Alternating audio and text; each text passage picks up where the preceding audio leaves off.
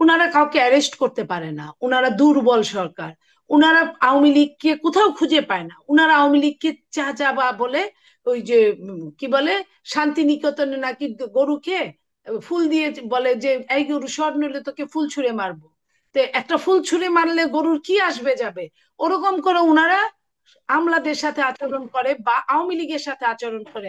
আওয়ামী লীগকে তারা একদম ফ্রি এক্সিট দিয়ে তারপরে আওয়ামী লীগকে খুঁজে, তারা এ পর্যন্ত 500 আওয়ামী লীগের নেতাকর্মীকে অ্যারেস্ট করতে পারে না সারা হুম। বাংলাদেশে। তারপরেও তারা অন্যায়গুলোকে তারা নিজেরা আবার ওইটাকে ওই ওই অন্যায়ের সঙ্গে তারা মাথা পেতে দিচ্ছে। তাহলে আপনার কি হবে? দেশে কি ভালো কিছু হবে? কিছুই হবে না।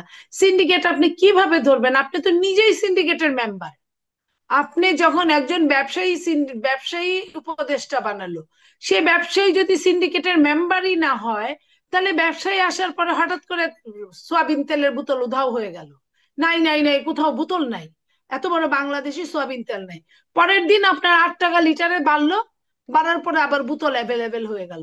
তাহলে এই বোতলগুলো একদিনে কোথায় গেল? প্লাস্টিক নাকি অক্ষয়? প্লাস্টিকের কোনো মৃত্যু নাই। সে মাটির নিচেও মরে না, পানির নিচেও মরে না, আগুনেও মরে না, গলে যায় কিন্তু মরে না। তো সেই প্লাস্টিকের বোতল তারা এতগুলো হাওয়া করে ফেললো কিভাবে? তা আপনি তো সেটার কোনো জবাব নিতে পারেন নাই। আপনার সচিবালয়ে আগুন লাগলো, আমি আপনাদের ইউটিউব গুলায় খুঁজে খুঁজে দেখলাম, ভিডিওতে দেখা যাচ্ছে কে বা কারা হেঁটে যাচ্ছে। রাত 3টার সময় সমন্বয়কদের ওইখানে কি কাজ ছিল আমি জানি না।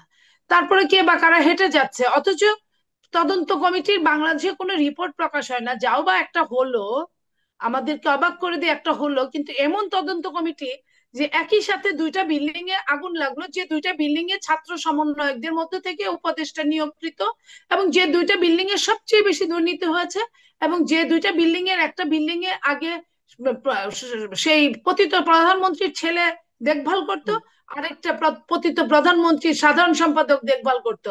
এই বিল্ডিং দুটায় আগুন লাগলো, এবং বললো যে শর্ট সার্কিট এমন হয়ে গেল, এতগুলা বিল্ডিং রেখে শুধু বেছে বেছে দুইটা বিল্ডিং এ একই সময় একই কায়দায় শর্ট সার্কিট আপনার জ্বলে গেল, বা একই জায়গায় আপনার কাগজগুলা পুড়ে গেল।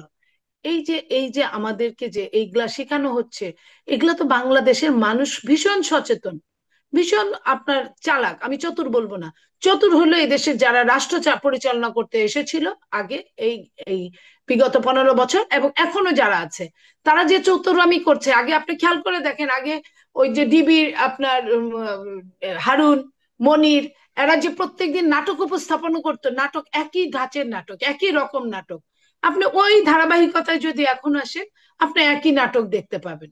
নাটক কিন্তু একই, শুধু হাত বদল হয়েছে। তো হাতি যদি বদল হতে হয়, তাহলে ঘুরে ফিরে আপনি রাজনীতিবিদদেরকে যতই অপছন্দ করেন, যতই ঘৃণা করেন, যতই যাই বলেন না কেন, পৃথিবীতে প্রত্যেকটা দেশ চালাচ্ছে রাজনীতিবিদরা, এর বিকল্প কিছু হতে পারে না। এই রাজনীতিবিদরা চালাচ্ছে বলেই তাদের কাছে আপনাকে ক্ষমতা দিতেই হবে, টুডে অর হুম। টুমোরো।